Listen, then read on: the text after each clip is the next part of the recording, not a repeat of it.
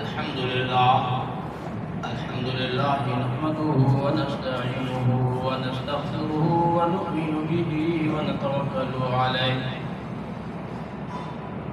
ونعوذ بالله من شرور أنفسنا ومن سيئات أعمالنا من يهده الله فلا مضل له ومن يضلله فلا هادي له ونشهد أن لا إله إلا الله وحده لا شريك له ونشهد أن سيدنا وسندنا ونبينا وشفيعنا وهادينا ومرشدنا ومأوانا وملجانا ومولانا محمدا عبده ورسوله صلى الله تعالى على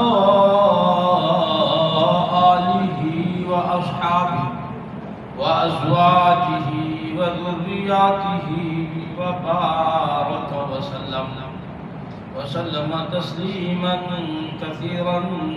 كثيرا أما بعد فأعوذ بالله السميع العليم من الشيطان الرجيم بسم الله الرحمن الرحيم سبحان الذي أسرى بعبده ليلا من المسجد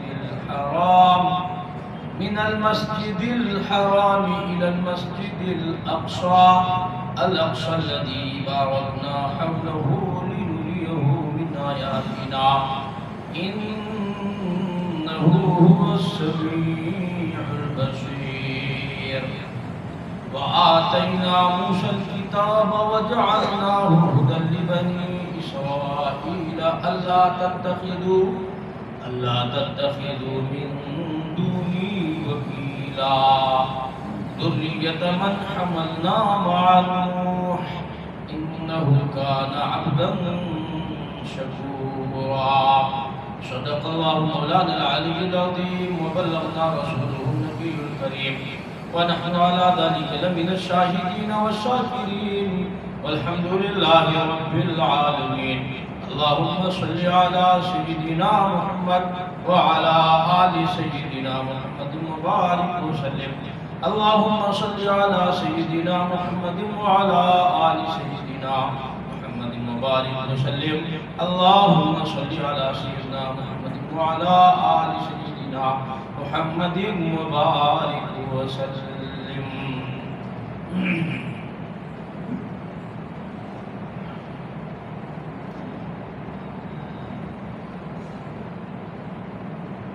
اللہ تبارک تعالیٰ نے ہمیں ایسے موقع اور دور میں پیدا فرمایا ہے کہ ہم نے ہمارے نبی حضرت محمد الرسول اللہ صلی اللہ علیہ وسلم کا زمانہ نہیں دیکھا، نہیں پایا. ہم صحابہ کرام کے زمانے کو نہیں دیکھے اور نہیں پائے کہ ان کا ایمان کس لیول کا تھا. جن کی تعریف اللہ پاک قرآن میں کرتے ہوں ان کا ایمانی لیول کس کوالٹی کا ہوگا آج کے اس گئے گزرے دور میں تصور کرنا ذرا مشکل ہو جاتا ہے. ان کا ایمانی کوالٹی اور ایمانی قوت اس کائنات میں اس روئے زمین پر جب سے دنیا بنی ہے، جب سے یہ دنیا قائم ہوئی ہے، انبیاء کے بعد اس روئے زمین پر، اس دھرتی پر آسمان و زمین نے کسی جماعت کا ایمانی قوت ایسا دیکھا ہی نہیں جو حضرات صحابہ کرام کا ایمانی جذبہ اور قوت اور ایمانی صلاحیتوں کو اس آسمان نے دیکھا. پھر دوبارہ آج تک ایسے لوگ پیدا نہیں ہوئے.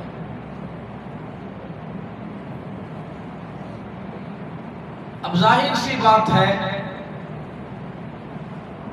جب ہم نام لیتے ہیں اللہ اور اس کے رسول کا، حضرات صحابہ کرام کے غلامی کا، ان کی جو ہے اولاد ہونے کا، تو ہمیں بھی تو اپنا جائزہ لینا پڑے گا۔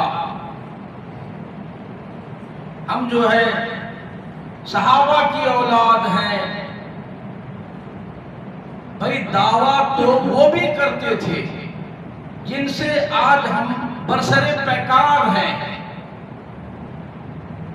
جن سے آج جو ہے پوری دنیا کے مسلمان تنگ ہیں، پریشان حال ہیں، نفسا نفسی کے عالم میں ہیں، دعائیں ہو رہی ہیں، روزے رکھے جا رہے ہیں، پتہ نہیں کیا کیا۔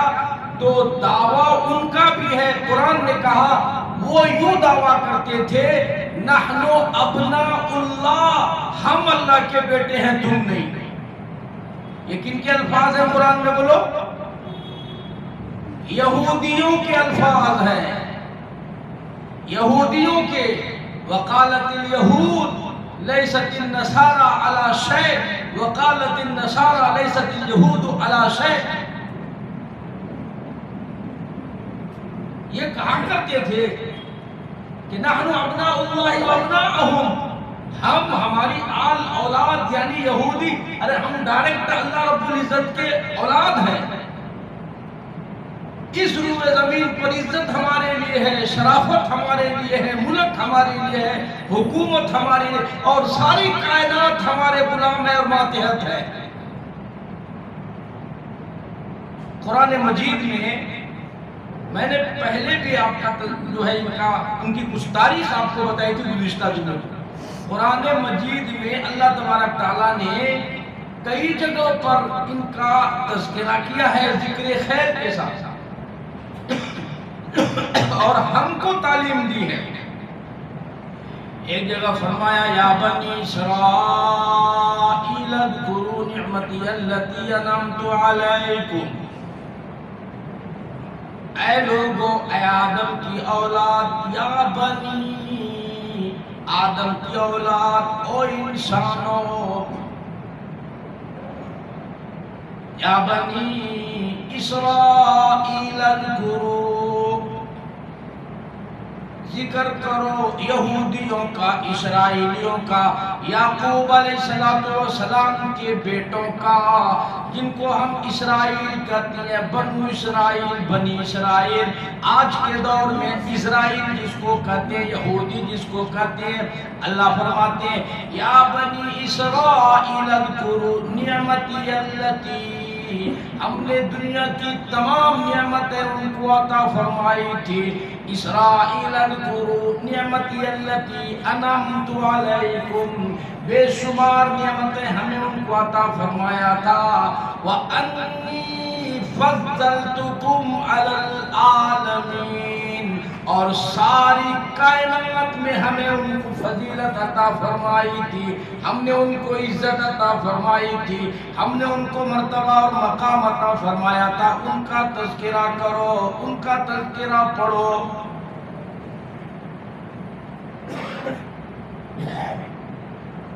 فلسطین میں مسجد اقصی ہے جو تمام نبیوں کا قبلہ اول ہے۔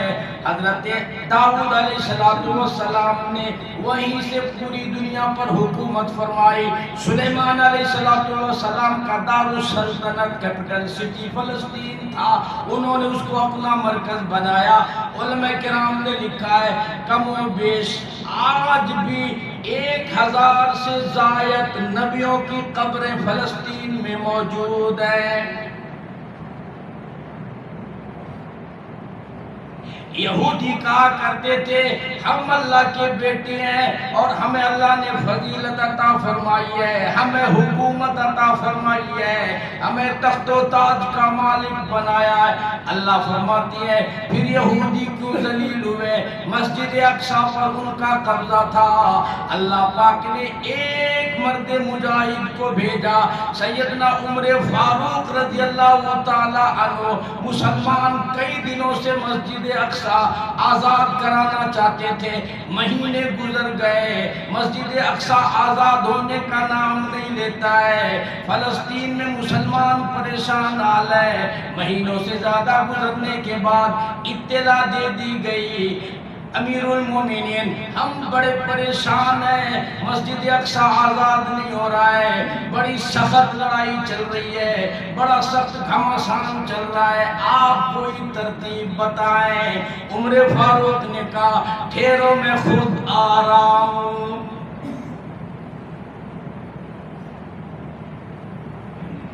امیر المومنین خلیفۃ المسلمین خلیفہ بلا فصل سیدنا ابوبکر صدیق رضی اللہ تعالی عنہ کے 2.5 سال کے بعد امیر المومنین بیت المقدس فتح کرنے کے لیے جا رہے ہیں۔ ایک غلام اپنے اسلم کو ساتھ میں لیا اور یوں فرمایا مدینہ منورہ سے فلسطین کافی دور کا فاصلہ ہے، دونوں میں بات طے ہو گئی کہ تھوڑی ایک منزل تو سواری کر لیا کر، ایک ہی سواری ہے اور 2 آدمی ہے، دونوں کے پاس سواری کا انتظام نہیں ہے۔ امیر المومنین بادشاہ وقت ہے اور اسلم ان کا غلام ہے، لیکن انسان تو ہے اسے بھی نیند آتی ہے، غلاموں کو بھی سردی گرمی لگتی ہے، غریبوں کو بھی بھوک پیاس لگا کرتی ہے، اشرف امیروں کے لیے ساری چیزیں نہیں ہے۔ عمر فاروق نے فرمایا ایک منزل میں سواری کروں گا، تو ساتھ ساتھ چل لینا، دوسری منزل پر میں پیدل چل لوں گا، تو سواری کر لینا، انصاف برابر ہوا کرے گا، جانور پر بھی بوجھ نہیں پڑے گا، ہمارے اوپر بھی بوجھ نہیں پڑے گا، تمہارے اوپر بھی بوجھ نہیں پڑے گا۔ امیر المومنین ساری کائنات میں عدل و انصاف پیدا کرنا چاہتی ہیں۔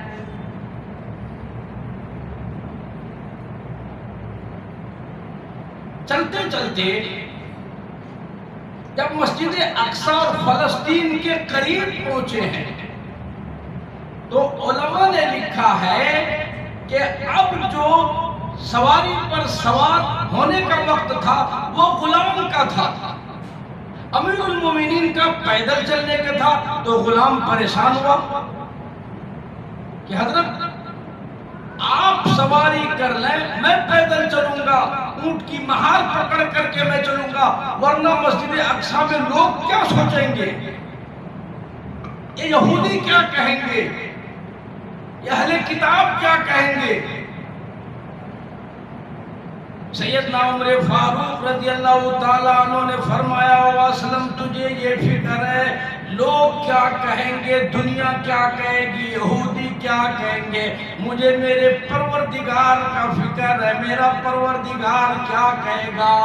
جو وعدہ ہو گیا، جو معاہدہ ہو گیا، اس سے ایک قدم عمر پیچھے ہٹنے کے لیے تیار نہیں ہے۔ اللہ نے عمر کو دنیا میں عدل و انصاف کرنے کے لیے بھیجا، نا انصافی نہیں کی جائے گی، میں یوں ہی چلوں گا۔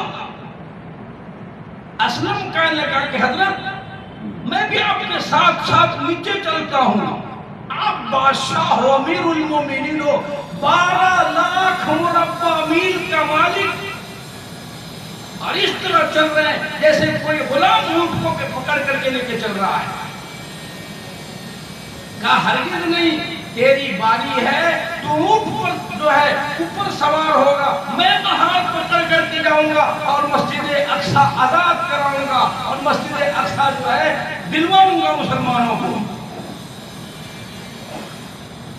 اسلم کہنے لگا کہ حضرت کم سے کم یہ کپڑے تو بدل لو، کپڑے چینج کر لو، کپڑا بدل لو، اب سامنے مسجد اقصی آنے والا ہے، فلسطین آنے والا ہے، اور وہ 1 مہینے سے زائد مسلمانوں جو ہے وہاں محاصرہ کیے ہوئے ہیں، وہ لوگ دیکھیں گے، آپ کپڑا بدل لو۔ علماء نے لکھا کہ اس وقت جو کپڑا امیر المومنین نے اپنے بدن پر زیب تن کیا تھا اس میں کم سے کم 12 پیوند لگے ہوئے تھے۔ پہلے زمانے میں کپڑا پھٹا کرتا تھا نا تو ایک چھوٹی سی چندی لیتے تھے اور اس جگہ رکھ کر کے چاروں طرف سے سی دیتے تھے تو وہ کپڑا جو پھر ٹھیک ٹھاک ہوتا، اس کو کہتے پیوند لگانا۔ ہم اپنے بچپن میں یوپی وغیرہ میں جب پڑھتے تھے تو ہم نے وہاں دیکھا پیوند لگا کے عورتیں گھر میں کپڑا پہنتی تھی۔ یہ فراوانی اب آئی ہے کہ پیون تو دور کی بات ہے، کپڑا ذرا پرانا بھی نہیں ہو اس سے پہلے ہم کپڑے کو ریٹائر کر دیتے ہیں، پہلے ایسا نہیں ہوتا تھا۔ امیر المومنین نے فرمایا کہ اسلم ہم جہاد میں جا رہے ہیں، کوئی شادی میں جا رہے ہیں کیا؟ ہم نے بیت المقدس فتح کرنے کی نیت کی ہے، جہاد کی نیت کی ہے، ہم شادی میں نہیں جا رہے ہیں، ہم جو ہے بارات تھوڑوں نہیں جا رہے ہیں کہ ذرا کپڑا بدل لیں، ذرا اچھا پہن لیں، ذرا عطر لگا لیں، خوشبو لگا لیں، سرخی پاؤڈر مرنے والے آج مسجد اقصی فتح کرنے کی تمنائیں کر لیں۔ اس طرح سے مسجد فتح نہیں ہوتی ہے، اس طریقے سے حالات نہیں بدلتے ہیں پاؤڈر کریم لگا لگا کے۔ امیر المومنین سیدنا عمر فاروق رضی اللہ تعالی عنہ جا رہی ہیں، اونٹ کی مہار پکڑی ہے اور بدن پر کپڑے میں 12 پیبند لگے ہوئے ہیں، اسلم اونٹ کے اوپر سوار ہے۔ مسجد اقصی کے جتنے امام تھے ان کے بڑے عالم تھے، یہودیوں کے بڑے ان کے پادری تھے، سمجھدار تھے، توریت پڑھا ہوا جن لوگوں نے تھا وہ اپنی ہاتھوں میں کتاب کھول کھول کر کے وہ پڑھ رہی ہیں اور ساری نشانیاں دیکھ رہی ہیں۔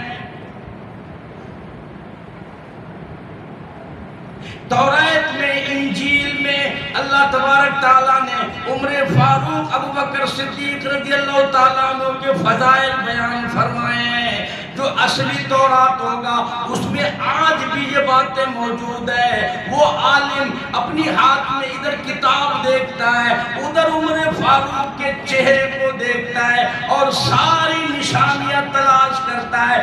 ایک عالم آگے بڑھتا ہے اور جا کر کے عمر فاروق کے کپڑوں کی پیوند گنتا ہے اور کہتا ہے ادھر بھی 12 لکھے ہوئے ہیں، ادھر بھی 12 لکھا ہوا ہے۔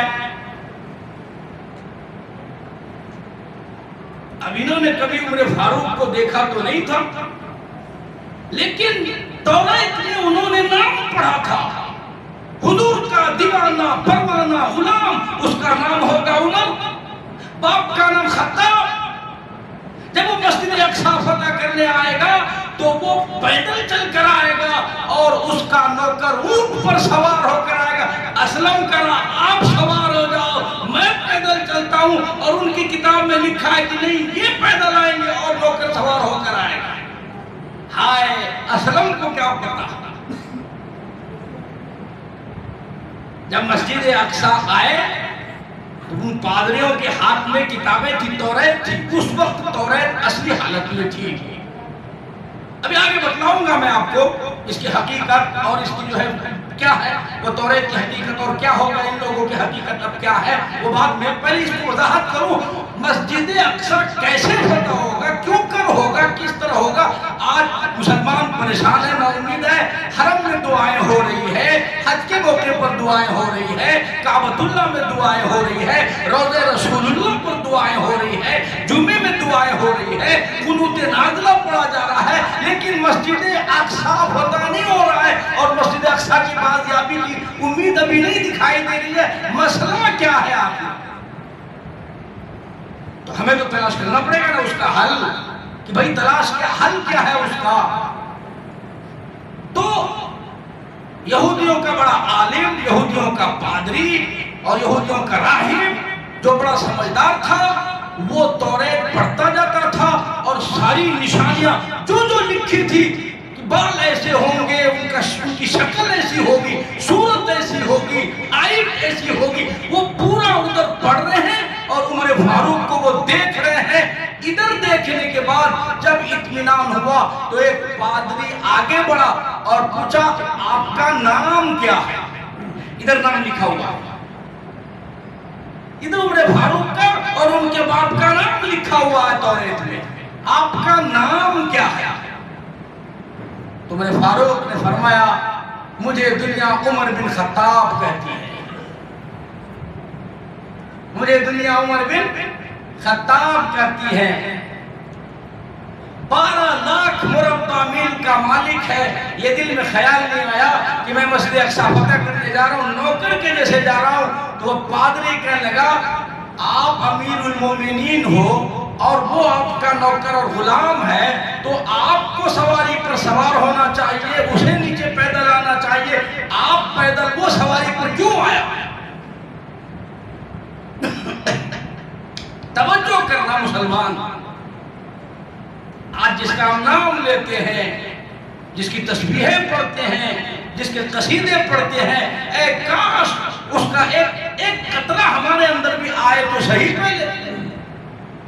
عمر فاروق نے فرمایا کہ ہمارا ان کا معاہدہ ہو گیا تھا، اس معاہدے کے تحت اونٹ پر بیٹھنا ان کا حق تھا، عمر کسی کا حق لینے کے لیے نہیں آیا ہے، عمر تو حق والوں کو حق دینے کے لیے آیا ہے، عمر تو دنیا میں عدل و انصاف قائم کرنے کے لیے آیا ہے، نا انصافی نہیں کی جا سکتی ہے۔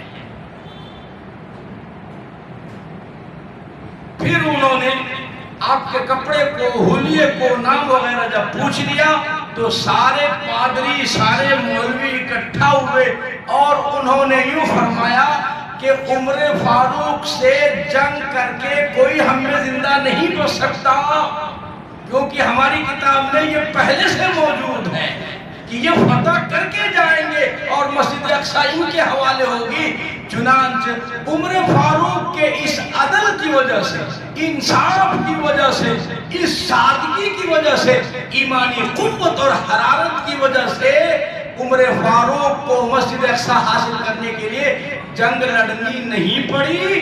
یہودیوں نے خود بخود کیلی آپ کے ہاتھ میں دی اور فرمایا اصلی وارث آپ مسجد اقصی کے آپ ہو، ہم تو آپ کے غلام ہیں۔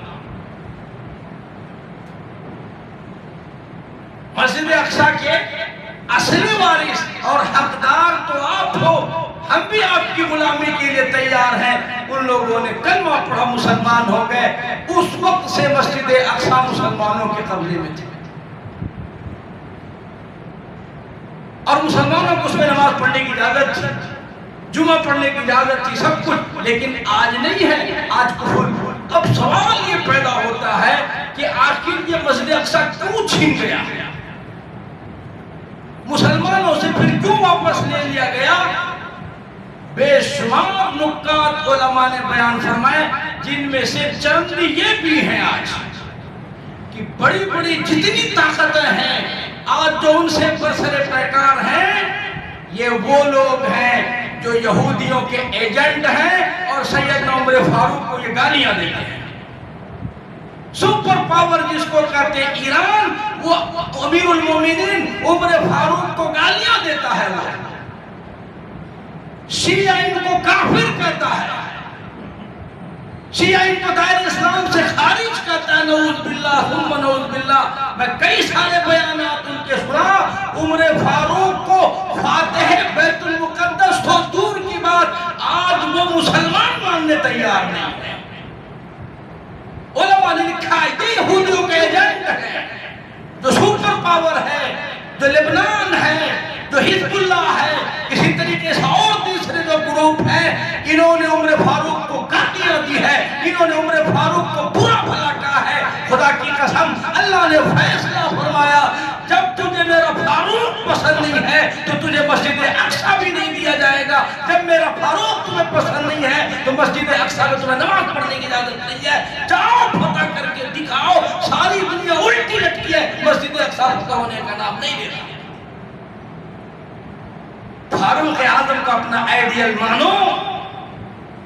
آج ہم مسلمانوں میں گروہ بندی، آج فاروق کی 20 رکعت تمہیں پسند نہیں ہے، وہ کہتے ہم فاروق کو نہیں مانتے، مسجد اقصی آزاد کرا کے دکھاؤ۔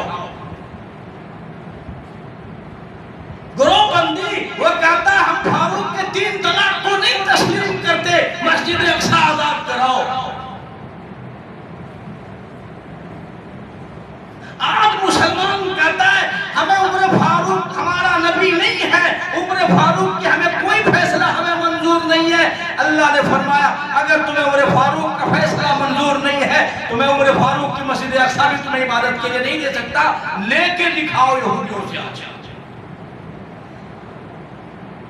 لے کے دکھاؤ، لڑو مرو کرو جو کرنا ہے، لیکن مسجد اقصی تمہارے باپ سے نہیں لی جائے گی۔ مسجد اقصی اللہ دیں گے، اس کے حوالے کریں گے جو صحیح معنی میں سیدنا عمر فاروق رضی اللہ تعالیٰ عنہ کی اولاد ہوگی، مشن ہوگی، سیدنا عمر فاروق پر جان دینے والے ہوں گے، اللہ اس کے حوالے مسجد اقصی کرے گا، وہ ہوں گے حضرت مہدی علیہ السلام۔ شریعت اور سنت کے پابند ایک جماعت ہوگی جس پر علماء محنت کر رہے ہیں، جس پر علماء وقت لگا رہے ہیں، صحیح منہج پر، صحیح رخ پر، صحیح ڈائریکشن پر محنتیں ہو رہی ہیں اور جماعت تیار ہو رہی ہے۔ وہ وقت آئے گا اللہ تبارک تعالیٰ مسجد اقصی عمر فاروق کے وارثین کے حوالے کریں گے۔ مجھے خوب یاد ہے حضرت کی مجلس میں بار بار اس کا تذکرہ ہوتا ہے، حضرت کی مجلس میں بار بار تذکرہ، میں جب بھی جاتا ہوں خانقاہ کو حضرت اس کا تذکرہ فرماتے ہیں کہ اللہ تبارک تعالیٰ نے کاموں کی تقسیم کر رکھی ہے، کاموں کو بانٹ دیا ہے، تقسیم کر دیا ہے، ہر بندہ اپنے حصے کا کام کرے مسجد اقصی میں جاؤ، ہر بندہ اپنے حصے کا کام کرے۔ جن کے حصے میں جہاد ہے وہ جہاد کرے، جن کے حصے میں جہاد نہیں آیا اپنے بڑوں سے وہ مشورہ کرے، اپنے بڑوں کے تابع رہے۔ وہ مسجد اقصی جب آزاد کرنے کے لیے اور مسجد اقصی کو آزاد کرانے کے لیے عمر فاروق گئے تھے تو سارے صحابہ تو نہیں چلے گئے تھے نا، اور جب جنگ میں جاتے تو سارے صحابہ نہیں جاتے، صحابہ کی گروپ بندی ہوتی ہے، بھائی کچھ لوگ جنگ میں جائیں گے، کچھ لوگ یہاں مدینے میں رہیں گے، مدینے میں عورتوں کی، بچوں کی، بوڑھوں کی، جو لوگ جنگ میں نہیں جا سکتے ہیں ان کی حفاظت کی ذمہ داری بھی تو ہے، سارے چلے گئے تو مدینے کا کیا بنے گا؟ بچوں کا کیا ہوگا؟ عورتوں کا کیا ہوگا؟ بوڑھوں کا کیا ہوگا؟ پھر کچھ صحابہ کے حصے میں امامت آتی ہے، بھئی آپ نے امامت سنبھالنی ہے، آپ نے روزہ سنبھالنا ہے، آپ نے قرآن سنبھالنا ہے، تو صحابہ کرام نے بھی کاموں کو تقسیم کیا جاتا تھا۔ اسی طریقے سے آج کے زمانے اور دور میں بھی کاموں کا تقسیم ہے، ہر بندہ اپنے حصے کا کام کرے اور جو ہے انجام اللہ کے حوالے کرے، اللہ مسجد اقصی آپ کے حوالے کرے۔ لیکن اپنے حصے کا کام نہ کر کے آزادی کی امید کرنا یہ سب سے بڑی بیوقوفی ہے۔ اب آئیے ہمارے حصے میں کام کیا آیا، کیا کیا کام ہمارے مشائخ نے ہمیں چند معمولات بتائے ہیں۔ اب دیکھیں کس طریقے سے مسلمانوں کو پریشان کیا جاتا ہے۔ ایک ٹی وی چینل والا آتا ہے اور جمعے میں مسجد کے باہر کھڑا ہوتا ہے اور وہ آ کر کے اس سے پوچھتا ہے، اچھا بتاؤ آپ جو اسرائیل کے ساتھ میں ہو، فلسطین کے ساتھ میں ہو۔ اب ایک مسلمان کہتا ہے بھائی ہم لوگ فلسطین کے ساتھ میں ہیں، اس پر یو پی اے پی کے تحت اس پر جو ہے مقدمہ دائر کیا جا رہا ہے اور ان کو جیل میں ٹھوسا جا رہا ہے۔ بھائی سازشوں کو سمجھیں، سوچیں کہ اسرائیل ایک چھوٹا سا ملک ہے۔ مفتی تقی عثمانی صاحب کہتے ہیں انڈونیشیا سے لے کر کے ملیشیا تک اور ملیشیا سے لے کر کے باعزرجان تک جتنے ممالک ہیں یہ کڑی در کڑی ہیں اور بیچ میں اسرائیل ہے، اور پوری دنیا کا اگر محاصرہ کریں گے پوری دنیا کا تو آپ کو اسلامی ممالک چاروں طرف سے کڑی کے مطابق جڑا ہوا ملے گا، اور پوری دنیا کے بیچ میں یہ دو ملک ہیں جو مسلمانوں کی مخالفت میں ہے، ایک ہمارا ہے اور ایک وہ ہے، یہی دو ہے جس کے بارے میں مفتی تقی صاحب کہتے ہیں کہ عرب کنٹری کے درمیان میں اسرائیل ایسا ہی ہے کہ اگر سارے عرب کنٹری مل کر کے صرف تھوک دے نا تو اسرائیل اس تھوک میں بہہ جائے گا، ڈوب جائے گا،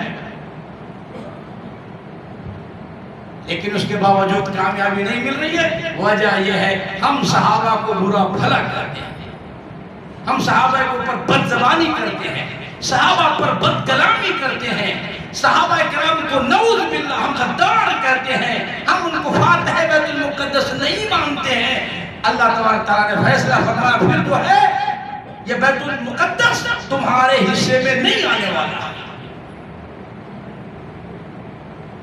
اس بنا پر اب جو ہے حالات ہمارے اوپر ایسے آئے ہیں کہ ہمیں جو ہے کسی ٹی وی پر کسی چینل پر ان باتوں کا تذکرہ کرنے سے کوئی فائدہ نہیں ہے، الٹی مصیبت ہم مول ضرور لے لیں گے۔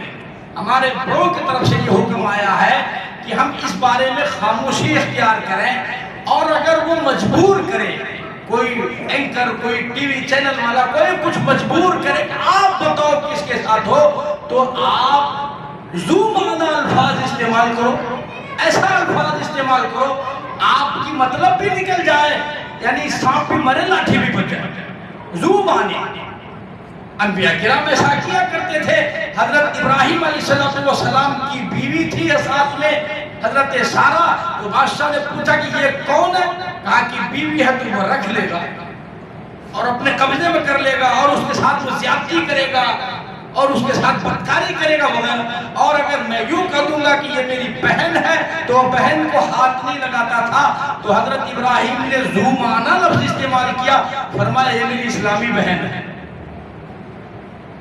یہ میری اسلامی بہن ہے۔ حضرت ابراہیم علیہ السلام ساری قوم کے لوگ چلے گئے ایک میلہ میں، چلو وہاں میلہ ہے، ٹھیلا ہے، باجا ہے، گاجا ہے، گانا، جیسا آج مسلمان جاتا ہے، میلہ ہو رہا، ٹھیلا ہو رہا ہے۔ حضرت ابراہیم کو کہا تو بھی چل۔ حضرت ابراہیم نے فرمایا انا سقیم، میں نہیں جا سکتا، میں تو بیمار ہوں، جسمانی بیمار نہیں، میں روحانی بیمار ہوں۔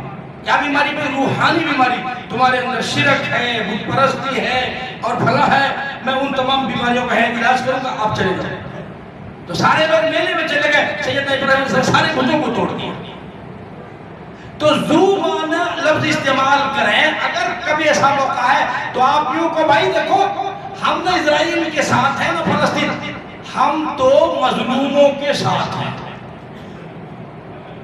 ہم آپ کو بات سمجھ جائے گا بھائی یہ کیا کہنا چاہتا ہے؟ نہیں، آپ کے ہم مظلوم کے ساتھ ہیں، ہم ہر ظالم کا رد کرتے ہیں۔ اگر ظالم ظلم یہ کرتا ہے تب بھی ہم اس کی مخالفت ہے، وہ اگر ظلم کرے تب بھی ہم اس کے خلاف ہے۔ کوئی طاقتور کسی کمزور پر کیوں ظلم کرے؟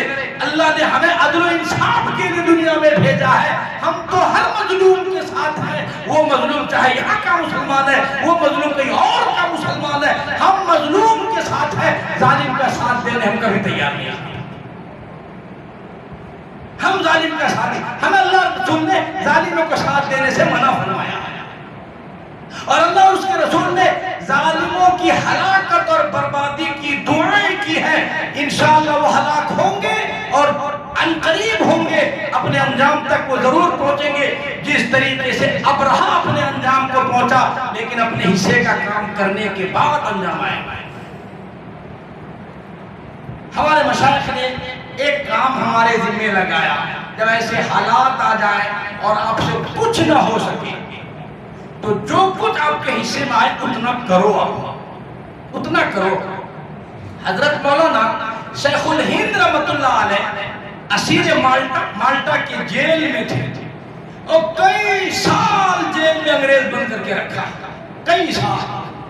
ہر جمعہ جب جمعے کا دن آتا تو حضرت اسیر مالٹا جمعے کے دن صبح اٹھتے، مسواک کرتے، غسل کرتے، کپڑا زیب تن کرتے، عطر لگاتے، ٹوپی پہنتے، امامہ ڈالتے، تو لوگ کہتے کہ حضرت یہ کیا کر رہے ہو آپ کو پتا ہے کہ وہ جمعے کے لیے آپ کو نہیں چھوڑیں گے، باہر نکلنے نہیں دیں گے، آپ کو ظہر حرال میں پڑھنی پڑے گی، پھر آپ جمعے کی تیاری کرتے ہو، ہر جمعہ ایسا کرتے ہو، غسل کرتے ہو، کپڑے بدلتے ہو۔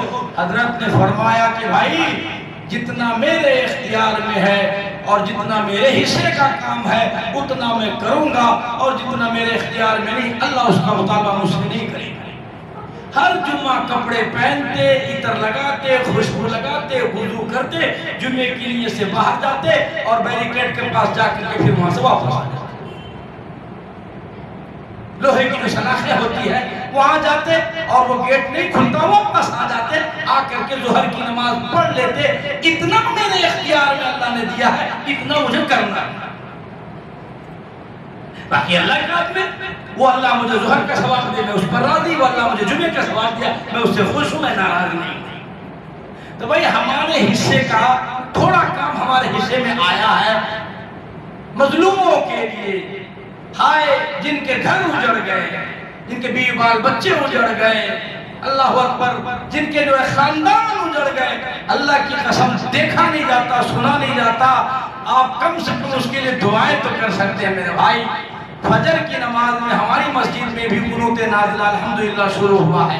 حضور کی سنت ہے یہ کہ جب اس طریقے سے عام بلا اور مصیبت آئے تو بھئی قنوت نازلہ کا اہتمام کریں۔ فجر کی نماز کے بعد دوسری رکعت میں کھڑے ہو کر سورت پڑھیں، سورہ فاتحہ سورت پڑھیں، سورت پڑھنے کے بعد رکوع کریں، رکوع سے اٹھنے کے بعد کھڑے ہو کر کے ہاتھ باندھ کر قنوت نازلہ پڑھیں، اور جن کو یاد ہے وہ اس کو دہرائیں، جسے یاد نہیں وہ امام کے ساتھ آہستہ آہستہ امام صاحب جب رکے تو آمین آمین۔ اگر ترجمہ سمجھ کے میرے بڑی اچھی بات ہے، بہت بہتر، اللہم اہدنا فیمن ہدیت، ہدایت دینے والے آپ ہم کو ہدایت دے دیجئے۔ اگر ترجمہ سمجھ میں آئے بڑی اچھی بات ہے، بہترین الفاظ ہے، اگر نہ سمجھ میں آئے تو بھائی دیکھ کر کس ترجمہ یاد کر لیں تو بڑا لطف آتا ہے کس طریقے سے اللہ کے نبی نے دعائیں مانگی ہیں، سمجھ گئے؟ تو یہ کہہ رہا تھا میں آپ کو کہ ہمارے حصے میں یہ کام آیا کہ سب سے پہلے ہر مسجد میں قنوت نازلہ کا اہتمام ہو۔ حضرت مولانا سجاد نعمانی صاحب نے اس کے ساتھ ساتھ کہا کہ بھئی مسجد میں تو قنوت نازلہ ہوگا، گھروں میں عورتیں کیا کرنا ہے؟ عورتوں کی ہمارے بڑوں کی طرف سے یہ پیغام آیا ہے کہ عورتیں گھر میں روزے کا اہتمام کریں اور بعد نماز فجر 3 مرتبہ سورہ مزمل کی تلاوت کریں۔ سورہ مزمل 3 مرتبہ سورہ مزمل کی تلاوت کریں، یا ایھا المزمل قم اللیل الا قلیلا، 3 مرتبہ پڑھنے کے بعد مسجد میں سارے مصلی 3 مرتبہ بعد نماز فجر 3 مرتبہ سورہ مزمل پڑھیں، سورہ مزمل پڑھنے کے بعد اجتماعی دعا کریں، 2-3 منٹ قنوت نازلہ میں اور 5 منٹ مشکل سے 3 مرتبہ سورہ مزمل پڑھنے میں لگے گا۔ انشاءاللہ سارے ساتھی ہمت کریں۔ کئی دن سے میں بول رہا تھا تو آج ذمہ داروں نے کہا ٹھیک ہے انشاءاللہ صبح سے شروع کریں گے بھائی۔ قنوت نازلہ کے بعد 3 مرتبہ سورہ مزمل کی تلاوت ہوگی، اس کے بعد جو ہے اجتماعی دعا ہوگی۔ ہمارے مشائخ اور بزرگوں نے کشف کی نگاہ سے دیکھ کر کے یہ بات بیان فرمائی ہے، ذمہ داری سے کہتا ہوں، جن کو اللہ تبارک تعالیٰ الہام فرماتے ہیں، اللہ کے جو نیک اور مقبول بندے ہوتے، انہوں نے کشف کی نگاہ سے دیکھا اور یوں فرمایا آپ یہ عمل شروع کریں، پھر دیکھیں یہاں سے ارض مقدس تک کس قدر اللہ کی رحمتیں اور برکتیں ہوتی ہیں اور کس طرح اللہ تبارک تعالیٰ کی طرف سے فیصلے ہوتے ہیں، یہ ہمارے حصے کا کام ہے۔ لیکن افسوس یہ ہے کہ جمعے کی نماز میں 100% مصلی ہم فجر میں تلاش کرتے ہیں تو 2% بھی ہمیں نظر نہیں آتا۔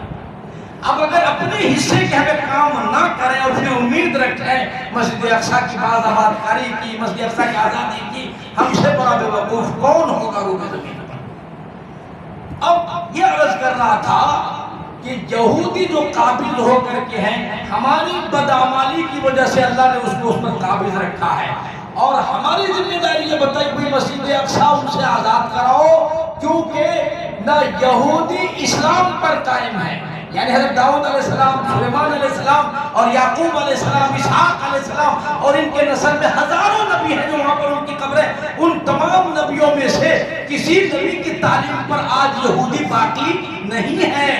انہوں نے توریت میں تحریف کر دیا، توریت کو بھی پوری طریقے سے ختم کر دیا اور ان کے عقائد بھی، اس لیے کہ کسی نبی کی تعلیم میں شرک نہیں ہے اور یہودی مشرک ہے، وہ شرک ہے۔ قرآن نے صاف صاف پر ان کے الفاظ بیان فرمایا ہے، یہودی مشرک ہے، وہ یوں کہتے ہیں اللہ کے بعد حضرت عیسیٰ اللہ کے بیٹے ہیں، حضرت مریم اللہ کی بیوی ہے، استغفر اللہ۔ اور یہ تعلیم کبھی بھی عیسیٰ علیہ السلام نے اور موسیٰ علیہ السلام نے، یعقوب علیہ السلام نے شرک کی تعلیم کبھی نہیں دی۔ اسلام پر یہودی باقی نہیں ہے، اسلام پر عیسائی باقی نہیں ہے، اسلام پر تو مسلمان بھی 100% باقی نہیں ہے، لیکن جو 2% مسلمان اسلام پر باقی ہے، آج تمام نبیوں کی وراثت انہی مسلمانوں کے حصے میں آئی ہے۔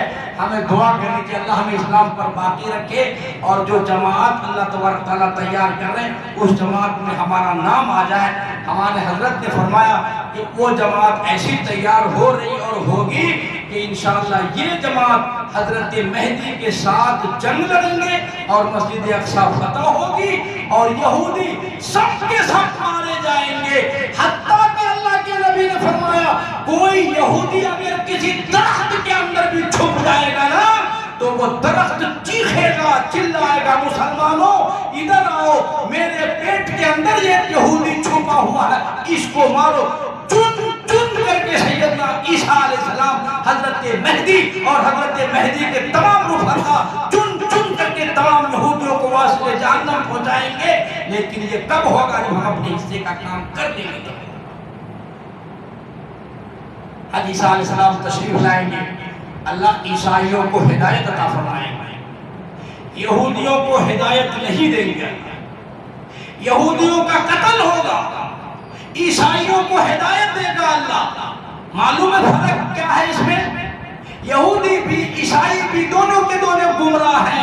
اللہ نے قرآن میں فرمایا غیر المغضوب علیہم، جن پر اللہ کا غضب نازل ہوا، وَلَضَّالِّينَ، جو گمراہ ہو گئے، اللہ ان دونوں فرقوں سے ہماری حفاظت فرمائیے، اور فرمایا اہدنا الصراط المستقیم، ان دونوں جماعتوں سے بچا کر کے ہمیں سیدھا راستہ، اسلام کا، مسلمانوں کا راستہ۔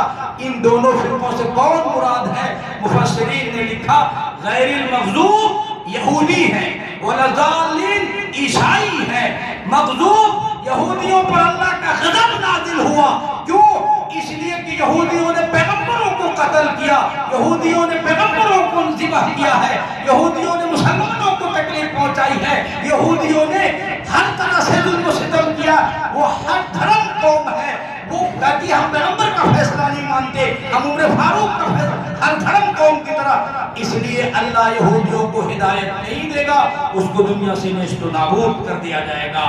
عیسائیوں کو اللہ ہدایت دیں گے، کیونکہ عیسائی لوگ عیسیٰ علیہ السلام کی محبت میں گمراہ ہو گئے، راستہ بھٹک گئے۔ عیسیٰ علیہ السلام سمجھائیں گے آ کر کے میں اللہ کا بیٹا نہیں ہوں، اللہ کا رسول ہوں، پیغمبر ہوں، نبی ہوں، میری ماں اللہ کی بیوی نہیں ہے۔ عیسیٰ علیہ السلام جب یہ کہیں گے، سارے عیسائی عیسیٰ علیہ السلام کی بات پر توبہ کر لیں گے اور کلمہ پڑھ کے یہ مسلمان بن جائیں گے۔ اس لیے ہر دھرمی اچھی چیز نہیں ہے، ہر دھرمی ضد، انانیت، یہی ضد شیطان کو ذلیل کیا اور یہی ضد آج اسرائیل کو ہے۔ ساری دنیا لعنت پھینک رہی ہے لیکن وہ پیچھے ہٹنے تیار، باز آنے کے لیے تیار ہے۔ آپ دیکھیں گے کہ جو ہے غزہ کی جو ہاسپٹل پر بمباری کی گئی ہے، 900 سے زائد چھوٹے چھوٹے معصوم بچے اور بیوہ عورتیں، صرف جو ہے عورتیں اور بچوں کی لاش نکلی ہے، 900 سے زائد۔ ساری دنیا ہائے ہائے کر رہی ہے لیکن اسرائیل اپنی غلطی تسلیم کرنے تیار ہے۔ ادھرم قوم ہے جس پر اللہ کا غضب نازل ہوا ہے، اللہ کا غصہ نازل ہوا ہے اور اللہ نے لعنت بھیجی یہودیوں پر۔ سارے یہودی اپنے انجام کو پہنچیں گے لیکن ہمارے حصے کا کام ہمیں کرنا پڑے گا۔ سارے ساتھی عزائم کریں، آج یہاں سے نیت کر کے جائے بھائی کہ بھائی دیکھو 4 نماز میں ہم چاہے آفس میں ہو، ڈیوٹی میں ہو، کام میں ہو، کہیں فجر کی نماز با جماعت مسجد میں آ کے پڑھیں گے۔ سارے ساتھی نیت کرو بھائی، قنوت نازلہ کا۔ دیکھو یہ آگ لگی ہے فلسطین میں نہیں لگی ہے، اللہ کے نبی نے فرمایا کہ ساری دنیا کے مسلمان ملت واحدہ، ایک جان کی طرح سے۔ سر میں چوٹ لگی پورے جسم میں تکلیف ہوتی ہے، پیر میں کانٹا چبھا پوری جسم میں تکلیف ہوتی ہے۔ اس طریقے سے پوری دنیا کے مسلمانوں کو اللہ نے تعلیم دی، انما المؤمنون اخوة فاصلحوا بین اخویکم واتقوا اللہ۔ آپ کیسے مسلمان بھائی ہو کہ ایک بے یار و مددگار وہاں کی عورتیں، بچے، بوڑھے، جوان، خدا کی قسم وہ لوگ اللہ سے فریاد کر رہے ہیں، رو رہے ہیں، گڑ گڑا رہے ہیں، اور ہم ہیں کہ فجر کی نماز چھوڑ کر میٹھی نیند سو رہے ہیں، ذرا برابر احساس نہیں ہے۔ میرے بھائی جب آگ لگتی ہے نا تو خطرہ یہ رہتا ہے کہ کسی کا گھر بچے محفوظ نہیں ہو سکتا، چنگاری کہیں سے کہیں جا کر کے پڑ سکتی ہے۔ ایسا نہیں ہے کہ فلسطین بہت دور ہے اور انڈیا میں اس کی چنگاری نہیں آ سکتی ہے، ایسا ہرگز نہ سوچیں۔ اس لیے ہم اپنے بیوی بال بچوں کے لیے، امت مسلمہ کے لیے یہ چھوٹی سی قربانی ہمیں دینی ہے۔ فجر کی نماز باجماعت مسجد میں ادا کرنے کی نیت کریں۔